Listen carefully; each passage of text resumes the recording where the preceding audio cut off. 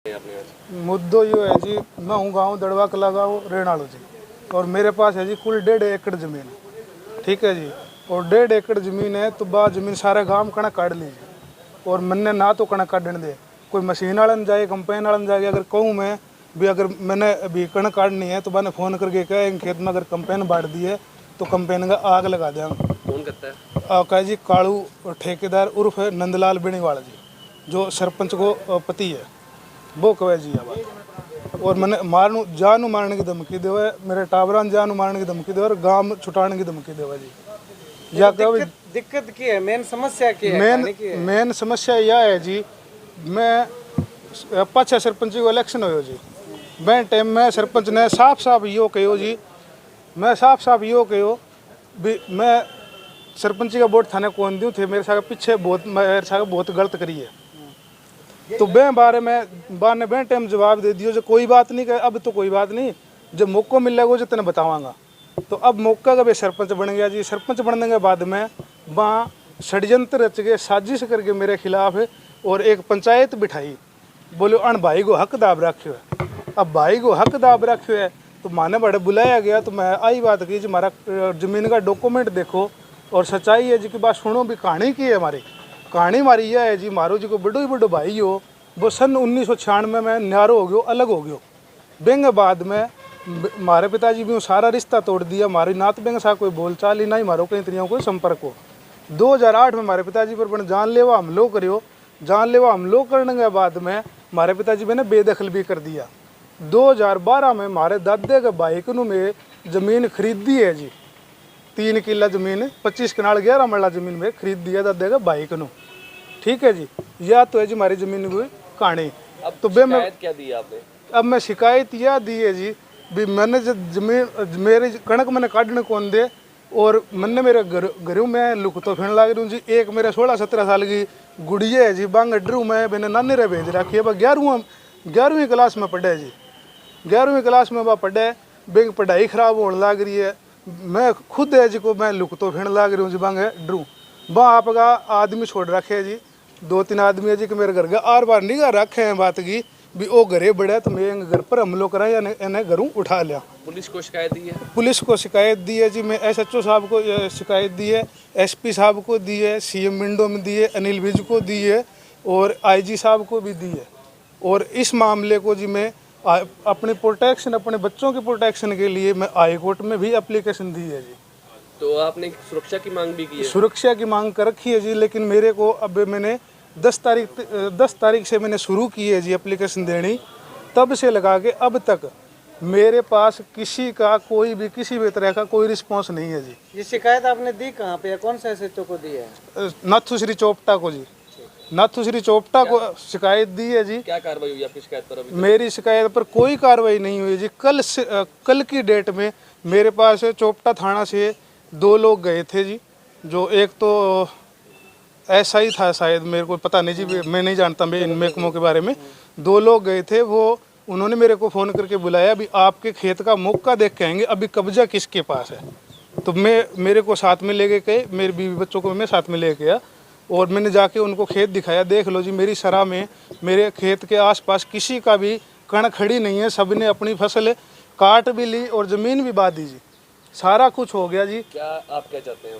अब मैं तो यही चाहता हूँ जी मेरे बीवी बच्चों के और मेरी रक्षा की जाए और मेरी ज़मीन को कब्जा होने से बचाया जाए जी।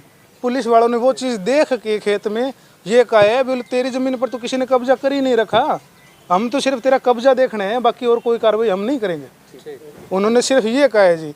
तो मेरा तो हाथ जोड़ के विनती है जी, मैं तो इतना ही चाहता हूँ भी मेरी परिवार की रक्षा की जाए और मेरी ज़मीन कब्जा होने से बचाई जाए। अगर प्रशासन किसी तरह से। संतोष जी, आज आपके गांव का ही एक है सरवण कुमार, उसने आरोप लगाए हैं आप पे कि उन्हें डराया जा रहा है, धमकाया जा रहा है, क्या मामला है? देखो जी, ये जो इनका मामला है वो आपसी जैसे भाई भाई हैं, इन्हीं का जैसे मामला है। तो इसके अंदर जैसे ये 3 महीने पहले पंचायत हुई थी और ये ही जैसे पंचायत लेके आए थे, तो ये इसके अंदर ये है कि जो इनकी जो 3 किले ज़मीन है उसके अंदर जो एक भाई को ये हक नहीं दे रहे, तो उसका करके इनका जैसे एक भाई है उसको, जैसे इसके जो पापा थे ना वो दूसरे भाई के साथ रहते थे पहले, फिर इसके साथ आई जो श्रवण है इसके साथ, और इसने वो ज़मीन है अपने नाम करवा रखी है। तो ये इनका आपसी मैटर है। तो इसमें तो देखो, ये तो हमें तो सरपंच साहब को तो बीच में लेने का काम कर रहे हैं, और पंचायत हुई उसके अंदर अकेले सरपंच का फैसला नहीं था, ये पूरे गांव का फैसला है। आम ग्रामीण मेरे साथ बैठे हैं, आप इनसे बात कर सकते हो और जो जायज़ है वो बात बता देंगे जो कुछ है उनकी। इसमें वो आरोप लगा रहे हैं कि उनको कनक नहीं काटने दी जा रही है और डराया धमकाया जा रहा है, इस पे क्या? नहीं जी, ऐसा कुछ नहीं है। वो तो देखो उनका मुंह है, जवान है, कुछ बोल रहे हैं। तो सरपंच है, देखो हम न्याय के लिए बने हैं, और जो भी है गांव है और मेरे आम ग्रामीण है, मैं उनके साथ कुछ गलत नहीं होने दूंगी ना मैं करती। गांव की पंचायत का पूरे गांव हाँ का जी, साझा फैसला ये था कि साझा, तीनों भाइयों को हाँ बांट के हाँ, जमीन दी जाए। ये पूरा पंचायत का फैसला नहीं है, ये पूरे गांव का फैसला है, और गांव ने ही फैसला किया था, उसके बाद में जैसे पंचायत ने फैसला दिया था। कब्जे की बात हो रही है मैम कि उनकी ज़मीन पे सरपंच द्वारा कब्जा किया जा रहा है, और वोटों का पीछे वाली कहा जा रहा है कि जो पंचायती चुनाव में उन्होंने आपको वोट नहीं दिए थे, इसी की जो रंजिश है उन्हीं के साथ निकाली जा रही है। देखो जी, मैं ये चीज़ नहीं कहना चाहती। आज मैं सरपंच बन के बैठी हूँ तो मेरे पूरे गांव ने मेरे को वोट दिया है, और जो आज मैं सरपंच बनी हूँ तो आज श्रवण है चाहे और भी है, मेरे लिए सब बराबर हैं। और जो भी है फैसला मैं मेरे घर से जब भी कोई भी फैसला दूँगी वो जायज़ फैसला होगा, नाजायज़ फैसला मैं नहीं करके खड़ा करूँगी यहाँ से। ऐसा है जी कि ये जगदीश कुमार था, उसके 3 बेटे थे। किसी कारणवश जगदीश जी ने पता नहीं 2 बेटों के नाम 3 एकड़ ज़मीन करवा दी थी।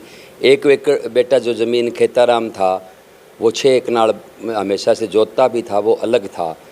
तो उसने क्या किया कि उसको अलग कर दिया, और उसके पता नहीं नाम करवाने के बाद 4-6 महीने बाद जगदीश एक्सपायर हो गया। उसके बाद जो तीसरा बेटा था उसने गाँव के सामने बात रखी कि मुझे मेरा हक भी तो मिलना चाहिए, और उस हक के लिए गांव की यहाँ एक पंचायत हुई थी। वो खुद भी तीनों भाई आए थे। एक दिन पहली पंचायत हुई तो उन्होंने 2 दिन का वक्त भी मांगा था। दूसरी फिर पंचायत हुई तो वहाँ सबकी सहमति से ये फैसला हुआ था कि जैसा भी होगा, जैसा भी हुआ, ये बुरा था अच्छा था, जगदीश ने इसको क्यों नहीं दी। लेकिन नेचुरल लॉ ये कहता है कि एक बेटे को बाप का हक मिलना चाहिए। इसी में सभी के सामने ये एक फ़ैसला हुआ कि ठीक है हम दे देंगे, और वो एक भाई तो आज भी उसका सहमत बताते हैं, और ये पता नहीं क्यों नहीं कर रहा। दोबारा पंचायत में तो आया नहीं भी मैं ये नहीं दूंगा या मैं क्यों नहीं दूंगा। अगर उसको ऐसा कोई एतराज़ है तो फिर पंचायत इकट्ठी करे, और अगर उसको कोई दिक्कत है, उसको कोई समस्या है तो पंचायत में फिर वो अपनी बात रखे। ऐसा कोई नहीं है भाई हम उसको कोई परेशान कर रहा है, ना हमने अभी तक कोई सुना है।